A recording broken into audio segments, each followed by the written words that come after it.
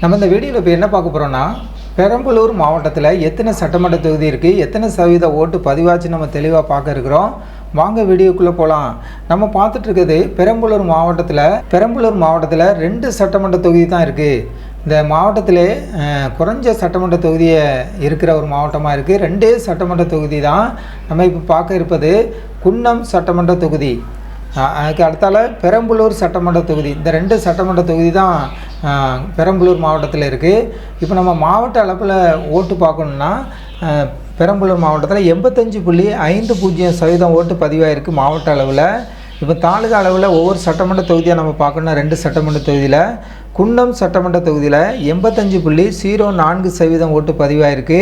அடுத்ததாக பெரம்பலூர் சட்டமன்ற தொகுதியில் 85.92% ஓட்டு பதிவாயிருக்கிறது நம்ம இந்த வீடியோவில் பார்க்குறோம்.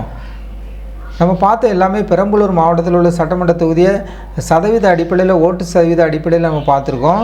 ஜனநாயகம் டிவி சேனலுக்கு புதியவராக இருந்தால் ஜனநாயகம் டிவி சேனலை சப்ஸ்கிரைப் பண்ணுங்கள்.